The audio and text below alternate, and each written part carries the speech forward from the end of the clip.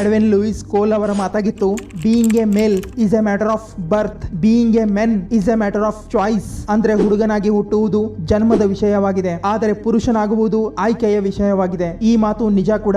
ಯಾಕಂದ್ರೆ ಇವತ್ತಿನ 16ರಿಂದ 25 ವರ್ಷದ ಯುವಕರು ತನ್ನನ್ನು ತಾನು ಸಿಗ್ಮಾ ಮೇಲ್ ಅಥವಾ ನಾನೊಬ್ಬ ಹೈ ವ್ಯಾಲ್ಯೂ ಮೆನ್ ಅಂತ ತೋರಿಸಿಕೊಳ್ಳುವ ಪ್ರಯತ್ನ ಮಾಡ್ತಾ ಇದ್ದಾರೆ. ಆದರೆ ನಾ ಈ ವಿಡಿಯೋದಲ್ಲಿ ಸಿಗ್ಮಾ ಮೇಲ್ ನ ಬಗ್ಗೆ ಇರುವ ಆಶ್ಚರ್ಯಕರ ಮಾಹಿತಿ ನಿಮಗೆ ಹೇಳ್ತೀನಿ. ಯಾಕಂದ್ರೆ ಅನೇಕ ಯೂಟ್ಯೂಬರ್ಸ್ ಮತ್ತೆ ಸೋಷಿಯಲ್ ಮೀಡಿಯಾ ಇನ್ಫ್ಲೂಯೆನ್ಸರ್ ಸಿಗ್ಮಾ ಮೇಲ್ ಬಗ್ಗೆ ತಪ್ಪು ಮಾಹಿತಿ ನೀಡಿ ನಿಮ್ಮನ್ನ ಮ್ಯಾನಿಪುಲೇಟ್ ಮಾಡ್ತಾ ಇದ್ದಾರೆ. ಇದರಿಂದ ನೀವು ಸಿಗ್ಮಾ ಮೇಲ್ ಅಲ್ಲ, ಬದಲಾಗಿ ಒಬ್ಬ ವೀಕ್ ಮೇಲ್ ಆಗಿ ಪರಿವರ್ತನೆ ಆಗ್ತಾ ಇದ್ದೀರಾ. ಯಾಕಂದ್ರೆ ಇಂಟರ್ನೆಟ್ ನಲ್ಲಿ ಹೇಳುವ ಸಿಗ್ಮಾ ಮೇಲ್ ನ ಪರ್ಸನಾಲಿಟಿಗೆ ಹೋಲಿಸಿದ್ರೆ ರಿಯಲ್ ಸಿಗ್ಮಾ ಮೇಲ್ ಬೇರೆನೇ ಆಗಿರ್ತಾರೆ. ನೋಡಿ, ನಿಜವಾದ ಸಿಗ್ಮಾ ಮೇಲ್ ತುಂಬಾ ಯೂನಿಕ್ ಮತ್ತೆ ತುಂಬಾ ರಿಯರೆಸ್ಟ್ ಮೆನ್ ಆಗಿರ್ತಾರೆ. ಕೇವಲ 0.1% ಜನ ಮಾತ್ರ ನಿಜವಾದ ಸಿಗ್ಮಾ ಮೇಲ್ ಆಗಿದ್ದಾರೆ. ಆದರೆ ಇಂಟರ್ನೆಟ್ ಮತ್ತೆ ಸೋಷಿಯಲ್ ಮೀಡಿಯಾ ಇದನ್ನ ಇಷ್ಟೊಂದು ಕಾಮನ್ ವಿಷಯವನ್ನಾಗಿ ಮಾಡಿದೆ ಅಂದ್ರೆ ಪ್ರತಿಯೊಬ್ಬ ಯುವಕ ಕೂಡ ತನ್ನನ್ನು ತಾನು ಸಿಗ್ಮಾ ಮೇಲ್ ಅಂತ ತಿಳಿದುಕೊಳ್ತಾ ಇದ್ದಾನೆ. ಸ್ತ್ರೀಯರಿಗೆ ಗೌರವ ಕೊಡ್ತಾ ಇಲ್ಲ, ಅವರನ್ನ ಕೇವಲವಾಗಿ ನೋಡ್ತಾ ಇದ್ದಾನೆ. ಈ ಸೋಷಿಯಲ್ ಮೀಡಿಯಾ ಬಂದಾಗಿನಿಂದ ಇದು ಒಂದ್ ಸ್ವಲ್ಪ ಜಾಸ್ತಿನೇ ಆಗ್ತಾ ಇದೆ.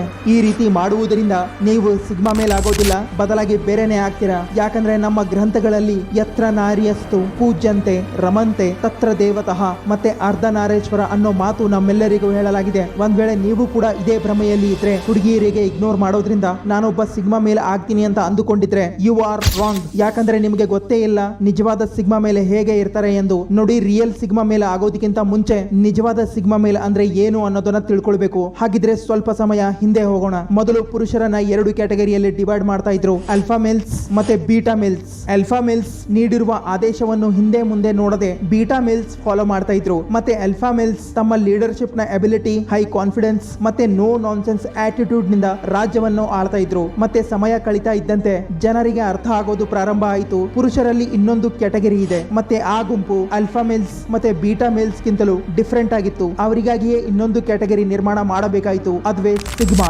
ಇವರಲ್ಲಿ ಅಲ್ಫಾ ಮೇಲ್ಸ್ ನಲ್ಲಿ ಇರುವ ಎಲ್ಲಾ ಕ್ವಾಲಿಟೀಸ್ ಇವರಲ್ಲಿ ಇದ್ವು, ಆದರೆ ಇವರು ಯಾರನ್ನು ಲೀಡ್ ಮಾಡ್ತಾ ಇರಲಿಲ್ಲ. ಇವರು ಬೀಟಾ ಮೇಲ್ಸ್ ತರಾನೇ ಸೈಲೆಂಟ್ ಆಗಿರ್ತಾರೆ, ಆದರೆ ಯಾರನ್ನು ಫಾಲೋ ಮಾಡೋದಿಲ್ಲ. ಇವರು ತಮ್ಮ ಬೇರೆ ಪ್ರಪಂಚದಲ್ಲಿಯೇ ಬದುಕ್ತಾ ಇರ್ತಾರೆ. ನೋಡಿ, ಪವರ್ ನ ಶ್ರೇಣಿಯಲ್ಲಿ ಅಲ್ಫಾ ಮೇಲ್ಸ್ ಎಂದಿಗೂ ಮೇಲೇನೆ ಇರೋದು, ಮತ್ತೆ ಬೀಟಾ ಮೇಲ್ಸ್ ಅವರನ್ನ ಫಾಲೋ ಮಾಡ್ತಾರೆ. ಆದರೆ ಪವರ್ ನ ಶ್ರೇಣಿಯಲ್ಲಿ ಸಿಗ್ಮಾ ಮೇಲ್ಸ್ ಎಲ್ಲೂ ಬರೋದಿಲ್ಲ. ಯಾಕಂದ್ರೆ ಅವರು ತಮ್ಮದೇ ಆದ ಒಂದು ಪವರ್ ನ ಶ್ರೇಣಿಯನ್ನ ನಿರ್ಮಾಣ ಮಾಡ್ಕೊಂಡಿರ್ತಾರೆ. ಮತ್ತೆ ಅವರ ಅಕ್ಕಪಕ್ಕ ಯಾರು ಇರೋದಿಲ್ಲ. ಹೇಗೆ ಕಾಡಿನಲ್ಲಿ ಸಿಂಹ ಇರುತ್ತೋ ಅದನ್ನ ಎಲ್ಲರೂ ಕಿಂಗ್ ಅಂತ ತಿಳ್ಕೊಂಡಿರ್ತಾರೆ, ಅದೇ ತರ ಹುಲಿಯನ್ನು ಕೂಡ ಜನ ಅಷ್ಟೇ ಭಯ ಪಡ್ತಾರೆ. ತಮ್ಮ ಲೀಡರ್ಶಿಪ್ ನ ಎಬಿಲಿಟಿ ಮೇಲೆ ಒಬ್ಬ ಅಲ್ಫಾ ಮೇಲ್ ಬಳಿ ಅಡ್ವಾಂಟೇಜ್ ಇರುತ್ತೆ, ಅಂದ್ರೆ ಅವರ ಹತ್ರ ಬೀಟಾ ಮೇಲ್ಸ್ ನ ಆರ್ಮಿ ಇರುತ್ತೆ. ಆದರೆ ಸಿಗ್ಮಾ ಮೇಲ್ ಒಬ್ಬನೇ ಹೋರಾಡ್ತಾನೆ. ಫಾರ್ ಎಕ್ಸಾಂಪಲ್, ಒಬ್ಬ ಅಲ್ಫಾ ಮೇಲ್ ಮತ್ತೆ ಒಬ್ಬ ಸಿಗ್ಮಾ ಮೇಲ್ ನ ಮಧ್ಯೆ ಹೋರಾಟ ನಡೆದಾಗ ಇಬ್ರು ಸರಾಸರಿ ಹೋರಾಟ ಮಾಡ್ತಾರೆ. ಒಂದ್ ವೇಳೆ ನೀವು ಕೂಡ ಎಕ್ಸ್ಟ್ರಾ ಆರ್ಡಿನರಿ ಲೈಫ್ ಬದುಕಬೇಕು ಅಂತ ಅಂದುಕೊಂಡಿದ್ರೆ ನೀವು ನಿಮ್ಮ ಮೇಲೆ ಇರೋ ಈ ಬೀಟಾ ಮೇಲ್ ಅನ್ನೋ ಪದವನ್ನು ಅಳಿಸಿ ಹಾಕಬೇಕಾಗತ್ತೆ. ಮತ್ತೆ ಸಿಗ್ಮಾ ಮೇಲ್ ಅಂತೂ ಆಗಲೇಬೇಕಾಗತ್ತೆ. ಪವರ್ ನ ಈ ಶ್ರೇಣಿಯಲ್ಲಿ ನಿಮ್ಮ ಸ್ಥಾನ ನಿರ್ಮಾಣ ಮಾಡಿಕೊಳ್ಳಲು ಸಿಗ್ಮಾ ಮೇಲ್ಸ್ ನ ಕೆಲವೊಂದು ರೂಲ್ಸ್ ಗಳಿವೆ, ಅವುಗಳನ್ನ ಫಾಲೋ ಮಾಡಬೇಕಾಗತ್ತೆ. Point number 1, don't pretend to be sigma.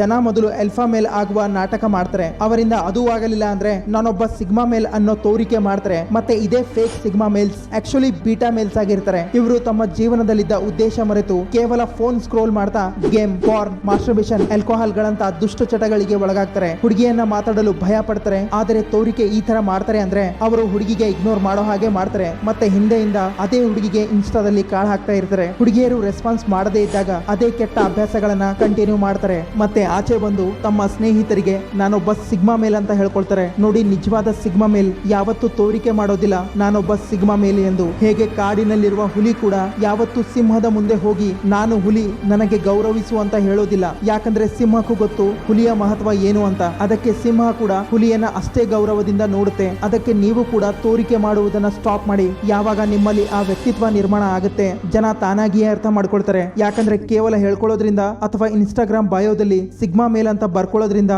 ನೀವು ಸಿಗ್ಮಾ ಮೇಲ್ ಆಗೋದಿಲ್ಲ. Point number 2, gender neutral. ಇದರಿಂದ ನಿಮ್ಮ ತಪ್ಪು ಕಲ್ಪನೆ ದೂರ ಆಗುತ್ತೆ. ನೋಡಿ, ಸಿಗ್ಮಾ ಮೇಲ್ ನ ಅರ್ಥ ಇದಲ್ಲ ಮಹಿಳೆಯರ ಮೇಲೆ ಅಥವಾ ನಮ್ಗಿಂತ ಚಿಕ್ಕವರ ಮೇಲೆ ದಬ್ಬಾಳಿಕೆ ಮಾಡುವುದು. ಯಾಕಂದ್ರೆ ಇದೆಲ್ಲ ಒಬ್ಬ ವೀಕ್ ಮನುಷ್ಯನ ಗುಣಲಕ್ಷಣಗಳು ಇರುತ್ತೆ. ಮತ್ತೆ ಸೋಷಿಯಲ್ ಮೀಡಿಯಾದಲ್ಲಿ ನಿಮಗೆ ಇಂತಹದೇ ಅನೇಕ ರೀಲ್ಸ್ ನೋಡಲು ಸಿಗುತ್ತೆ. ಅಲ್ಲಿ ಮಹಿಳೆಯರಿಗೆ ಮಾನಸಿಕವಾಗಿ ಮತ್ತೆ ದೈಹಿಕವಾಗಿ ಹಿಂಸೆ ಕೊಡ್ತಾ ಇರ್ತಾರೆ. ಮತ್ತೆ ಜನ ಅಂತವರಿಗೆ ಸಿಗ್ಮಾ ಮೇಲ್ ಅಂತ ಅನ್ಕೊಳ್ತಾರೆ. ನೋಡಿ, ಸ್ತ್ರೀಯರ ಮೇಲೆ, ಮಕ್ಕಳ ಮೇಲೆ ಅಥವಾ ನಮ್ಗಿಂತ ಶಕ್ತಿಯಲ್ಲಿ ಕಡಿಮೆ ಇರುವವರ ಮೇಲೆ ದಬ್ಬಾಳಿಕೆ ಮಾಡುವುದು ಇಲ್ಲ ಅವರಿಗೆ ಅಗೌರವ ತೋರುವುದು ಯಾರೂ ಕೂಡ ಮಾಡಬಹುದು. ಆದರೆ ರಿಯಲ್ ಸಿಗ್ಮಾ ಅಂತವರೇ ಆಗಿರ್ತಾರೆ. ಸ್ತ್ರೀ ಮತ್ತೆ ಪುರುಷರನ್ನು ಸಮನಾಗಿ ಸಮನಾಗಿ ನೋಡುವವರು. ಅನಗತ್ಯ ಅವರನ್ನ ಮಾತಾಡಲು ಜನ 10 ಬಾರಿ ಯೋಚನೆ ಮಾಡಬೇಕು. ತನ್ನ ನೋವಿನ ವಿರುದ್ಧ ಹೋರಾಡಲು ಸದಾಕಾಲ ರೆಡಿಯಾಗಿರುವಂತವರು. ಆದರೆ ದಿನವಿಡೀ ಮಲ್ಕೊಂಡು ಫೋನ್ ಯೂಸ್ ಮಾಡುವವರು ಸಿಗ್ಮಾ ಮೇಲ್ ಅಲ್ಲ, ಬದಲಾಗಿ ವೀಕ್ ಮೇಲ್ ಆಗಿರ್ತಾರೆ. ನೋಡಿ, ಸಿಗ್ಮಾ ಮೇಲ್ ಎಲ್ಲರನ್ನ ಸಮನಾಗಿ ನೋಡ್ತಾರೆ, ಸ್ತ್ರೀ ಮತ್ತೆ ಪುರುಷರನ್ನ ಗೌರವಿಸ್ತಾರೆ. ಮತ್ತೆ ಇದೇ ಗುಣ ಅವರನ್ನ ಆಲ್ಫಾ ಮತ್ತೆ ಬೀಟಾ ಇಂದ ಬೇರೆ ಮಾಡುತ್ತೆ. ಆಲ್ಫಾ ಮೇಲ್ ಎಲ್ಲರ ಮೇಲೆ ಹಿಡಿತ ಸಾಧಿಸಬೇಕು ಅಂತ ಅಂದುಕೊಂಡಿದ್ರೆ ಸಿಗ್ಮಾ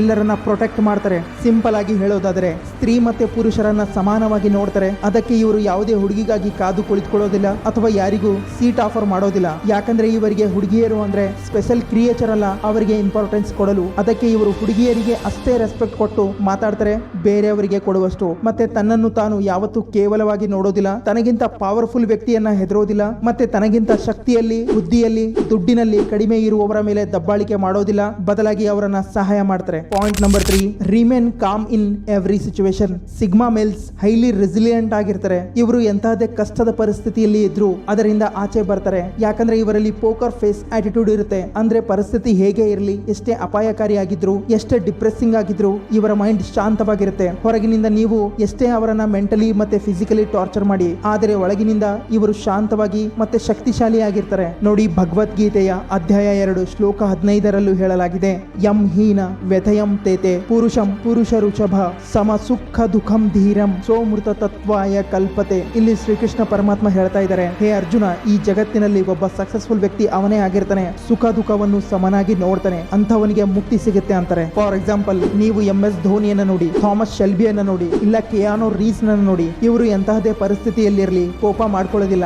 ಎಷ್ಟು ಜಾಸ್ತಿ ಸಿಟ್ಟು ಬಂದ್ರೂ ಕೂಡ ಸಮಾಧಾನದಿಂದ ಆ ಪರಿಸ್ಥಿತಿಯನ್ನ ಹ್ಯಾಂಡಲ್ ಮಾಡ್ತಾರೆ. ನೋಡಿ, ಒಬ್ಬ ರಿಯಲ್ ಸಿಗ್ಮಾ ಮೇಲ್ನ ಪರಿಚಯ ಇಂತಹದೇ ಪರಿಸ್ಥಿತಿಯಲ್ಲಿ ಆಗೋದು. ಸುತ್ತಮುತ್ತ ಶತ್ರುಗಳು ಸುತ್ತುವರಿದಾಗ, ಅಲ್ಲಿಂದ ಪಾರಾಗಲು ಯಾವುದೇ ದಾರಿ ಉಳಿಯದೇ ಇದ್ದಾಗ, ಕೈಯಲ್ಲಿ ಆಯುಧ ಇಲ್ಲದೆ ಇದ್ರು, ಸೋಲು ಕಣ್ಮುಂದೆ ಇದ್ರು, ಕೊನೆಯ ಉಸಿರು ಇರುವವರೆಗೆ ಹೋರಾಡುವವನೇ ನಿಜವಾದ ಸಿಗ್ಮಾ ಆಗಿರ್ತಾನೆ. Point number 4, embrace yourself. ಒಬ್ಬ ರಿಯಲ್ ಸಿಗ್ಮಾ ಮೇಲ್ ತನ್ನನ್ನು ತಾನು ಸುಧಾರಣೆ ಮಾಡಿಕೊಳ್ಳಲು ಯಾವುದೇ ಹಂತಕ್ಕೂ ಹೋಗ್ತಾನೆ. ಇವರು ತಮ್ಮ ಗುರಿಯನ್ನ ಅಲ್ಲಿವರೆಗೆ ಬೇಟೆ ಮಾಡ್ತಾರೆ ಅಂದ್ರೆ ಎಲ್ಲಿವರೆಗೆ ಅದನ್ನ ಪಡೆದುಕೊಳ್ಳೋದಿಲ್ಲ. ಅದಕ್ಕಾಗಿ ಇವರು ಸುಖ ದುಃಖ ನೋಡೋದಿಲ್ಲ, ಅದನ್ನ ಪಡಿಬೇಕು ಅನ್ನೋ ಇವರ ಬಯಕೆ ಈ ತರ ಇರುತ್ತೆ ಅಂದ್ರೆ ಅದು ಅವರನ್ನ ಸುಮ್ಮನೆ ಕೂಡಲು ಬಿಡೋದಿಲ್ಲ. ಇವರು ಜಾಸ್ತಿ ತಮ್ಮನ್ನು ತಾವು ಸುಧಾರಣೆ ಮಾಡಿಕೊಳ್ಳಲು ಸಮಯ ಕೊಡ್ತಾರೆ. ವಿನಾಕಾರಣ ಯಾರೊಂದಿಗೂ ಮಾತಾಡೋದಿಲ್ಲ, ಕೆಲಸಕ್ಕೆ ಬಾರದೇ ಇರುವ ಜನರ ಜೊತೆಗೆ ಓಡಾಡೋದಿಲ್ಲ, ಅಂತವರನ್ನ ಭೇಟಿ ಕೂಡ ಮಾಡೋದಿಲ್ಲ, ಕೆಲಸಕ್ಕೆ ಬಾರದೇ ಇರೋ ಪಾರ್ಟಿಗಳನ್ನ ಅಟೆಂಡ್ ಮಾಡೋದಿಲ್ಲ. ಇವರು ಯೋಚನೆ ಮಾಡೋದಿಲ್ಲ ಯಾವ ಗೆಳೆಯ ಎಲ್ಲಿ ಹೋಗಿದ್ದಾನೆ, ಯಾರ ಇನ್ಸ್ಟಾಗ್ರಾಮ್ ಸ್ಟೋರಿನಲ್ಲಿ ಏನಿದೆ, ಬೇರೆಯವರ ಜೀವನದಲ್ಲಿ ಏನ್ ನಡೀತಾ ಇದೆ ಅನ್ನೋದರ ಬಗ್ಗೆ ಯೋಚನೆ ಕೂಡ ಮಾಡೋದಿಲ್ಲ. ಮತ್ತೆ ಯಾರನ್ನು ನೋಡಿ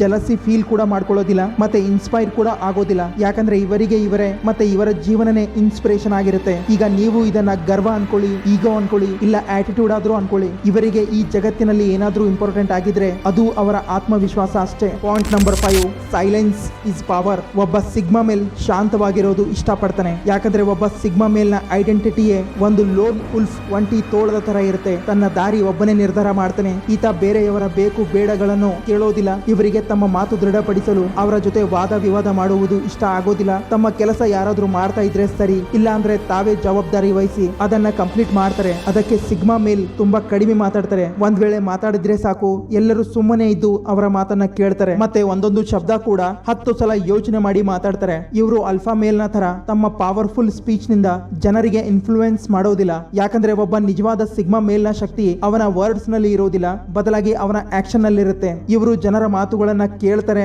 ಅವರನ್ನ ಅಬ್ಸರ್ವ್ ಮಾಡ್ತಾರೆ, ಮತ್ತೆ ಎಲ್ಲವನ್ನೂ ಸೈಲೆಂಟ್ ಆಗಿದ್ದು ಗಮನಿಸಿ ನಂತರ ನಿರ್ಧಾರ ತಗೋತಾರೆ. ಸೊ ಫ್ರೆಂಡ್ಸ್, ಇದಾಗಿತ್ತು ಸಿಗ್ಮಾ ಮೇಲ್ನ ಕೆಲವೊಂದು ಕ್ವಾಲಿಟೀಸ್. ಈ ವಿಡಿಯೋ ಬಗ್ಗೆ ನಿಮ್ಮ ಅನಿಸಿಕೆ ಏನೇ ಇದ್ರು ಕಮೆಂಟ್ಸ್ ಮೂಲಕ ತಿಳಿಸಿ. ಹಾಗೆ ಚಾನಲ್ ಅನ್ನ ಸಬ್ಸ್ಕ್ರೈಬ್ ಮಾಡಿ, ಇನ್ಸ್ಟಾ ಪೇಜ್ ಅನ್ನ ಫಾಲೋ ಮಾಡಿ. ಬಾಯ್ ಬಾಯ್.